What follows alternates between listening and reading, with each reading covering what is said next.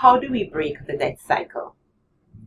As a financial advisor, my career and my life are devoted to helping people to realize their financial dreams. It is a very fulfilling occupation. However, it can also be frustrating because usually I am preaching to the converted.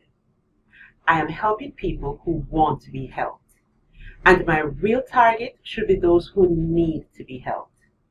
Therefore, through this medium, I'm taking the opportunity to address my fellow Jamaicans, particularly young people who need to become financially literate. It is estimated that there are some 1,500 homeless people on the streets of our country. That is the tip of the iceberg in terms of poverty in our society. At the same time, Jamaica has a national debt greater than what Jamaicans produce annually. As a result, we have become dependent on loans and an international monetary fund agreement to maintain our current levels of consumption. What that really means on average is that over the years, we have been consuming more than we produce. And if we want to achieve our National Vision 2030 target to make Jamaica the place of choice to live, work, do business, and raise families, then we need to encourage financial literacy at all levels in our country. For example, a liberal arts student graduating from a university this year, let us call her Janelle. She will probably secure a job with a take-home salary of approximately $100,000 per month.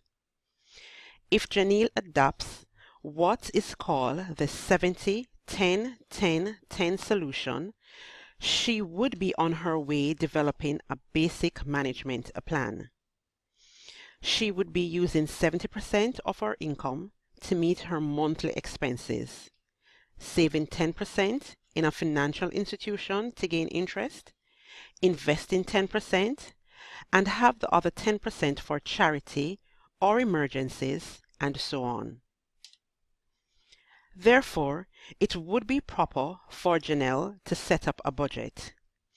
In that budget, she would list all of her expenses, savings, and investment options, which would include items such as rent, monthly utilities, food, transportation, and important personal items to be acquired. If Janelle is carrying a student loan burden of perhaps $1.7 million, her loan repayment could come to $15,000 monthly if she's trying to pay down her loan more quickly. Additionally, if she moves to live on her own, she could easily find herself paying $20,000 per month in rent, another $20,000 for food and transportation, and her utilities may also cost another $10,000 per month. With nearly 70% of her income going towards her basic expenses, she has enough to cover her incidental expenses and will be able to use the other 30% to save, invest, and contribute to charity or hold for a rainy day.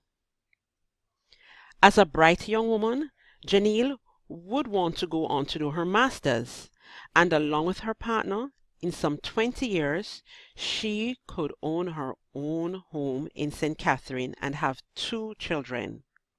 Her income will have increased, but so will her debt obligations. Janelle should also ensure that she joins her company's pension plan and contribute the maximum amount allowed. She should also contribute to the National Insurance Scheme, have health insurance, and she should also consider protecting her assets with other insurance policies. Today, some Jamaicans find themselves in real terms to be less financially secured than their parents or grandparents. Why? Members of our older generations were more frugal. They knew how to live within their means.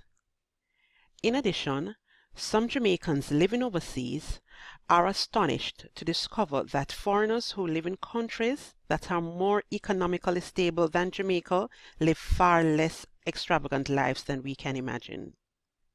For example, the average Barbadian lives in a home which is smaller than that of their Jamaican counterpart, or that the average European would not consider it soul-shattering to ride a bicycle or take the bus to work. Just as Jamaica is bringing its spending in line with its income, so will Janelle and all of us need to start making some hard choices. Begin by making a budget and make reasonable allocations for savings, basic expenses, and lifestyle costs. Now, start taking control of your life.